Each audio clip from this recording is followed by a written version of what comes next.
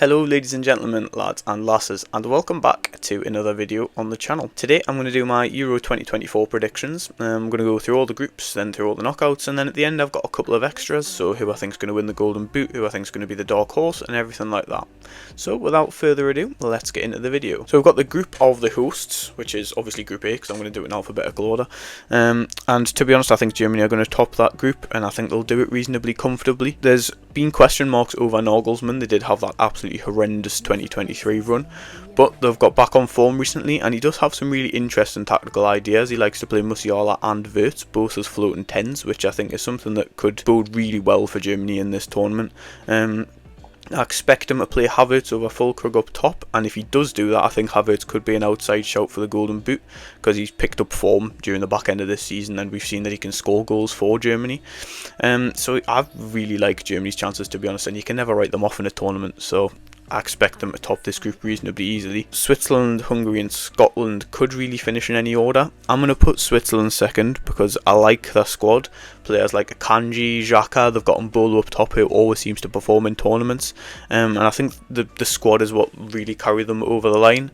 There's question marks over their manager, Murat Yakin, because they had a really underwhelming qualifying campaign. But they always seem, well, in recent years anyway, they did get to the semi-final in Euro 2020. They beat France on penalties, if you remember that famous game. So I do expect that Switzerland will get through. And then third in the group, I'm going to put Hungary. They're another side who have sprung surprises in the past few tournaments. They got through a really tough group in 2016, and then they had that unbelievable Nations League campaign where they beat England twice, including a 4-0 win, which was just horrendous to watch, wasn't it, if you're an England fan. And they do also have quality in all areas of the pitch. Most of their hopes seem to be pinned on national hero Dominik Szoboszlai, but they do have players like Milos Kerkez, who's had an absolutely unbelievable season for Bournemouth, and Roland Salai as well, who could play a massive part in this tournament. So I wouldn't write Hungary off completely. Obviously there is 4 who go through in third place, but we'll get into that later. And as mentioned, that unfortunately leaves the Scots in fourth place and going out. There is quality there, but I just think the drop off from those top players that they've got, like Andy Robertson, Kieran Tierney, John McGinn, to the rest of the squad is just really going to cost them. I don't think they have the depth that the likes of Switzerland have, so I think it's going to be an early exit for the Scots. Then moving on to Group B, which is also quite an interesting group. I expect Spain to win it. I think Spain have a really good squad this year. The only place they really lack firepower is up front, but then again Alvaro Morata has had his best season in years this year. And he does have those creative players around him who are going to create chances for him, so it's just whether he can put those away. They've got an interesting blend of experience and youth. Obviously they've got players like that 16-year-old Lamine Yamal, players like Pedri, who's I think is going to shine during this tournament, and the style of play that Spain have, that keep ball possession system, is proven to work in international tournaments, and you can never really write the Spanish off. One of the issues I do have with them is their manager De La Fuente, and I do worry when he comes up against those better sides and those better managers. I wonder whether he's going to be able to keep up tactically, and whether there's going to be too big of a reliance on just the players to play as well as they can and win those games. But again, I think Spain have to be one of the favourites looking at that squad. So I think they're going to top the group. And then this might come as a little bit of a surprise, but I'm going to put Croatia in second. Once again, we're having that conversation about whether the squad's past it, but once again, I think they're going to prove the doubters wrong, and I think they'll probably do well again at this tournament. And to be honest, I just really don't see the quality in that Italy side. I do think Italy will finish third in the group. They lack a lot of firepower up front, that Italian side. It's going to be a toss-up between Scamacca and Retegui, who plays, and to be honest, I think that just, if anything, highlights the lack of quality that they've got up front. Italy do have a solid defensive unit, but then again, they are missing players like Scalvini and Acerbi, who have both had to pull out through injury. So I think that Italy-Croatia game is probably the one that will decide the group, because I expect Spain to beat them both. And I think Croatia are probably going to have enough to go through, and I think it could be a disappointing tournament for Italy. We've not talked about Albania yet, but during the qualifiers at least, they had an extremely solid defensive unit. They only conceded 4 goals, I think, and didn't lose a game. And with Italy's lack of firepower, it's going to be whether Italy are able to break Albania down and beat them, and if they can't do that, then to be honest, they might go out with the group stage. But again, we'll talk about those places later. Then, is it coming home? We've got England's group. I don't think it is, to be honest with you. We should go through this group, shouldn't we? If we don't go through the group, then we've got serious problems. But then again, I say that we've got serious problems, but Denmark, Serbia and Slovenia, it's not an easy group, to be honest. Especially with the question marks over us defensively at the minute. I think at some point during the tournament, those defensive frailties are going to cost us. We do still, I mean, Luke Shaw's back in training, but he's not played a game since however long, so I don't know if he's going to be fit. John Stones picked up an injury and hasn't been training through illness, but I wonder whether he could actually be injured and Gareth Southgate just doesn't want to say it to the media. So if that's the case, then we're probably going to line up with either Konsa N'Gahey or Duncan N'Gahey as our centre halves. But despite those defensive frailties, I do expect us to get through the group. If we don't get through the group, again, it's an absolute travesty, and Gareth Southgate deserves to be sacked. Because the attacking quality we've got should be enough to break down any side. But then again, that Iceland game was horrendous, wasn't it? So who knows? I'm very sceptical about our chances, to be quite honest. Then second, I have Denmark. They've been perennial dark horses for the past few tournaments. I do expect them to get through. I do think that the rest of this group is quite close apart from England in terms of squad quality, but I do think that Denmark have the best out of the three, so I expect them to finish second. The one place I do worry about them is midfield, because I think they've got an aging cohort in there, and I think there's definitely a possibility if they do get through the group, when they face the better sides, that they're really going to struggle to chase the ball down when they don't have possession. I'm going to put Serbia third. I've seen Serbia touted as some people's dark horses for this tournament, but I just can't get over how frail they look defensively. They looked shaky at times during a qualifying group that you would expect them to get through reasonably easily. Apart from that shaky defensive unit, they look pretty formidable, to be honest. They've got quality all over the pitch. They've got a midfield unit that consists of players like Mainstay, Milinkovic-Savic, and also more breakthrough players like Sasa Lukic, who plays for Fulham. And then going at that front line, they look really, really good. Mitrovic, Vlahovic and Luka Jovic are the three strike force options. I wonder whether that actually might end up causing them a bit of a problem, because three of their best players do play in that same position. And I wonder whether they're going to be able to fit all those players into the same system. I do think Mitrovic and Vlahovic could be a really good front two if they do decide to play a two up front. And I think they will cause sides problems, but I just think that defensive frailty is going to let them down. Then finally we've got Slovenia, and I think this is going to be really difficult for them. The two best players are their goalkeeper in Jan Oblak and their striker in Benjamin Sesko, but apart from that, they don't have much. Obviously, those are the two most important ends of the pitch, but it's whether they can get the service to Sesko to allow him create those chances and score goals, and it's also whether the defence is going to provide enough support to Oblak that he's not going to be facing like 40 shots a game and they're not going to concede loads of goals. I quite honestly don't think that their ability throughout the squad is enough to get them through, as this is, to be honest, a really tough group for them. And we've got Group D with Netherlands, Austria, France and Poland, and you'd probably expect this to be reasonably straightforward with France and Netherlands going through. But Austria have looked really good under Ralf Rangnick, and he's brought that gegenpressing system into international football, which isn't something that you really see much. You normally see sides being a bit cautious because they don't have time to work on that sort of system, but Rangnick's thrown a bit of caution to the wind in terms of how he's tried to almost pioneer international football in a way with that gegenpressing system, and I think there's definitely scope for them to cause teams problems. I definitely think they're going to be ready to pounce if there's any slip-ups from either France or Netherlands, but unfortunately I don't have the bottle to predict anything outrageous. There was a moment where I nearly put France third just to, mix it up a little bit. And I think that Netherlands squad is really strong. And if Austria can cause an upset, which is very possible, then France could be on the ropes a little bit. But I'm still going to put them first because you can't bet against them, can they? When you look at their squad depth, it's just ridiculous. They do have the best squad in the tournament, in my opinion. I think they've got to be favourites. So France are going to go top. And then, I know I've been banging on about Austria, but I'm going to put Netherlands second because, again, I think that Netherlands squad is really, really strong. There's been question marks over their quality in that striker position, but I really like Brian Brobby from Ajax. I think he's a really good profile, especially for an international tournament. And I also expect Memphis Depay to have a really good tournament as well, so I don't think that's going to be too big of a problem for them. They are now missing Teun Koopmeiners and Frenkie de Jong, who've both pulled out with injury, which is a massive blow for them, and I think they could could struggle to control midfield with that, but that just leaves room for players like Joey Veerman and Ryan Gravenberch to have to step up. Having said all that, the Dutch are definitely ones to watch. Whether that's for the right or wrong reasons, we're yet to see. Looking at it on paper, that Netherlands squad is really, really good. Granted, we've said that in tournaments in the past and they've struggled, but I expect this to be kind of maybe a coming of age tournament for them, and I do think they're going to do really well. So that leaves the previously mentioned Austria in third. We'll get to the third place rankings, but I do think they'll go through.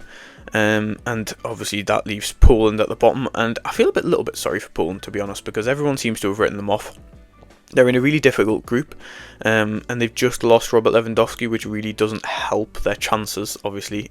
He's expected to miss at least the first group game, I believe, possibly longer than that, I'm not sure. And that Lewandowski absence leaves players like Piotr Zielinski and Nikola Zalewski, excuse the pronunciation, from Roma, as they're most notable in the squad. And they have, to be fair, they've had a positive run of form recently, beating Ukraine and Turkey, who are obviously both also in the tournament. But I just think this group might be a little bit of a step too far for them, and I just don't think they've got the quality to get through, and I think they could finish bottom, and I'm not really sure where they're going to pick up a point either, so it could be a sorry tournament for Poland fans. Moving on to Group E, I am going to put Belgium top, and again I think Belgium are another one who have probably gone under the radar a little bit, but I do think they've got quite good chances in this tournament. I think they lack a bit of depth defensively, but they do have young players such as Zeno de Bast and Maxim de Kuiper, and this could be coming of age tournaments for players like that who have lots of promise. And this is a trend that continues throughout the squad. They've got young talented players, which adds to a wealth of experience, and it creates, in fairness, what looks to be quite a well-rounded squad for Belgium. Tedesco's only taken 25 players instead of 26, with the view to creating squad harmony, which is something that's been a big problem for Belgium in the past. It's a well-documented problem during that golden generation that there was a lot of unrest in that squad, and that's, to be honest, probably why they didn't win anything. But so I think that's a good call from Tedesco to try and keep the harmony. And after reviewing their form alongside this squad with players like Jeremy Doku and Johan Bakayoko, I think Belgium could go under the radar for many, but I expect them to have a good tournament, and I think they'll probably get through this group very easily. Then we've got Ukraine, who I'm going to stick second. They only got the tournament through the playoffs, but in fairness to them, they did have a very difficult group, and they only ended up losing out on going through automatically on goal difference to Italy. There are some beacons of light in the squad. They've got Mikhailo Mudryk playing off the left. They've got the Girona duo of Viktor Zygankov and Artem Dovbyk, who I think Artem Dovbyk could be a big part of this Ukraine side. If they can create chances for him, he's going to score goals, and I think that's what's going to carry them through to second place, to be honest, because he's had a really, really good season at Girona. They've also got some solid defensive profiles, the likes of Zabani from Bournemouth and Andrei Lunin, who took Real Madrid to that Champions League final and then was harshly dropped. But I think all of this is going to lead to them putting up a good showing, and I expect them to get through the group. And I've got a bit of faith in Ukraine. I'm not entirely sure yet because I've not checked who they go through to face in the round of 16. But I think Ukraine could cause some surprises in this tournament. Then we've got Slovakia, who I'm going to put third. They're a squad with quite a good spine. They've got Martin Dubravka in between the six, Milan Skriniar and David Hanko at the back, meaning they've got a very good and solid centre-half pairing. They've got Stanislav Lobotka as well, who plays in midfield for Napoli, who also marks a very solid option. In fact, the only side to take points off them during qualifying was Roberto Martinez's Portugal, who went on to be unbeaten. And they've had 2 4-0 wins in the last 2 friendlies, and that'll definitely give them confidence going into this tournament. I think Ukraine and Slovakia, I think that game is probably going to decide who does finish second in this group, because I do expect Romania to really struggle. I think they're going to finish bottom, and I think they're going to finish bottom comfortably, to be honest. In their last 2 friendlies, they've drawn 0-0 with both Bulgaria and Liechtenstein, and if that's not foreshadowing, then I don't know what is. Then we've got Group F, and I'm going to put Portugal top. I don't think there's any real debate in this, to be honest. They've got a really, really scary squad, don't they? The depth they've got in all areas is a little bit ridiculous. The only problem I say is Roberto Martinez, who did fail to win a trophy with that previously mentioned golden generation at Belgium. But I think the players are going to carry them through here. I think they've got to be one of the favourites, if not the favourite, to win it. On paper, looking at that squad, I think anybody who comes up against Portugal is going to be a little bit scared. I'm going to put the Czech Republic second. I like the Czech Republic. They came in the quarterfinals last time. round, and they do have a decent squad. They've got players such as Thomas Souček, who is their captain. Obviously he's a little bit old now, but that is also blended with younger talent like Martin Wittek, who will also be a welcome addition to that squad. They have a strike force which consists of the double act at Leverkusen in Patrick Schick and Adam Hlozek, both of which are able to score goals. Obviously we've seen Patrick Schick have a really good tournament in the past, and I think that's a dynamic that could really work well for them, and I do expect them to go through this group. And then we've got Turkey, who I'm going to put in third, which leaves Georgia last. Turkey are ridiculously unpredictable, aren't they? I mean, they always look to have a good squad on paper, and then I remember in Euro 2020 when everyone said they were going to be the dark horse, and then they finished bottom and conceded 8 goals, and it was an absolutely catastrophic tournament, which is why I'm going to be cautious, because again, looking at them, I think they've got a decent squad, but I'm not going to predict them second because I don't want to look like an idiot like I did last time when I predicted them to be dark horses. They've got some young promising talent in the squad, players like Arda Güler and Kenan Yildiz from Juventus, and alongside this they've got some more established talent, players like Hakan Çalhanoğlu, who's had a ridiculously good season for Inter this year. But as we've seen, maybe Turkey go under the radar for good reason. The question is whether they can turn it on in the tournament, and they've not done that yet, and I don't think they're going to do it again, so I'm going to put them third. Then fourth place we've got Georgia. They've got a couple of good players. Kvicek Kvaratskhelia, if I said that right, marks a very good option up front, and then Mamardashvili in goal is a really good goalkeeper as well, but they just don't have enough quality all over, and I think they're going to struggle. And then for the third place playoff, it's kind of based on how open the groups are, to be honest, because the more open groups, the third place team is going to have more points. I've gone for Hungary top because in a group with Switzerland and Scotland, I do think they'll pick up points. Then Serbia second, similar to Hungary in terms of the group they're in. Denmark and Slovenia, they do have opportunities to pick up points there. Then we'll go Italy third and Austria fourth, which means Slovakia and Turkey are both knocked out. Then moving on to the round of 16 games, and first up we have Germany-Denmark. You'd expect Germany to get through that. I think they'll have too much for Denmark. Then Switzerland-Croatia, that could be a really good game, to be honest, because I think both of those sides have possibility to be quite good dark horses. I'm going to go Switzerland. I really rate that Switzerland squad, you know. I might be a little bit delusional to do so, but I think Switzerland could go far again. Spain versus Hungary. Spain, you'd expect Spain to win that reasonably comfortably. England-Austria isn't... I don't like England-Austria for us. I genuinely think England-Austria could be a banana skin because I really like Austria's system. I like the players they've got. I think they're a good unit, and I think they could cause us problems. I don't know if we've got the ability to play through that press, especially with our defensive frailties. I'm gonna go England because I can't knock out in the round of 16, can I? So we'll go England. Portugal, Serbia. Portugal should win that. Netherlands, Ukraine. I'm going to go Netherlands. Again, I really rate the Netherlands. I think they'll go far. Belgium, Italy. I think Belgium will win. I really don't rate that Italy squad. I don't think that Italy squad was great in Euro 2020 when they run it either, to be honest. But I think that Belgium squad's good. And if they do come up against each other, I think Belgium would get the better of them. And I don't even know if that would be a close game, in my opinion. And then France Czech Republic is the final game, and I would expect France to win that. Oh, so now we're getting into the nitty gritty part of the tournament. We're going to the quarterfinals, and we've got some corkers here. Germany versus Spain is infinitely difficult to call. I'm gonna go Germany because I think it's a home tournament. They've got a good squad, and again, Nagelsmann versus De La Fuente I think would favour Nagelsmann quite heavily, so we're going to go Germany. Portugal, Netherlands. You know what? Go on, go for it. We'll stick Netherlands in. I reckon Netherlands are going to beat Portugal in the quarterfinals. You heard it here first. Then Belgium, France. Belgium, France isn't an easy one to call either. We'll go France because I think France France edge it in terms of squad quality, but I do rate that Belgium side, and I think that would be a lot closer than many people might expect. And then England, Switzerland. We'll back it. Come on, England. Here we go. Germany versus the Netherlands. That's not an easy game to call either, you know.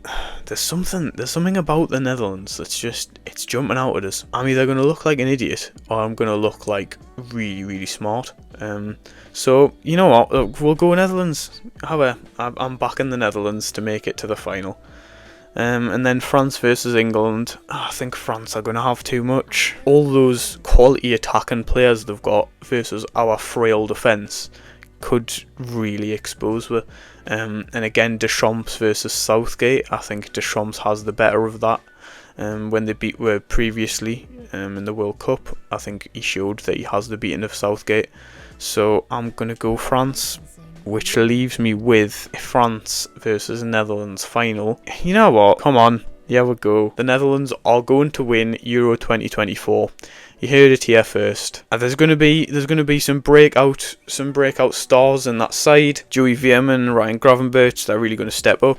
They're going to score loads of goals. Memphis Depay, Jeremy Frimpong, Brian Brobby, and the Netherlands are going to win Euro 2024. I predicted Argentina to win the 2022 World Cup about a year before it even started. So I've got a track record. Up the Netherlands, here we go. Ronald Koeman to tactically outmaster Didier Deschamps in the final, and Netherlands to win the whole thing. And then finally, I've got my extra predictions for the top goal scorer. I am going to go rogue again, because why not? Let's make it interesting. We've got to have a bit of fun. So we're going to go Kai Havertz. A bit of a rogue shout maybe, but he picked up form towards the back end of the season. He's shown that he can score goals in a Germany shirt, and I think that system is going to be something that creates a lot of chances for him. So let's go for it.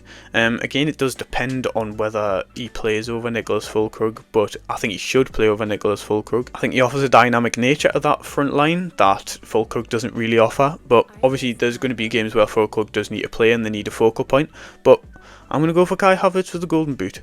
And then for my player to watch, I'm going to go for Joey Veerman, who I previously mentioned at the Netherlands. Obviously, De Jong's missing, Koopmeiners is missing, and they're really going to need someone to step up and take control of that midfield. They're going to win it. And I think Veerman could be the key to that, especially with De Jong and Koopmeiners both missing. He's expected to get a move away from PSV this summer, and I think his stock could massively rise during this tournament. So Joey Veerman is my player to watch.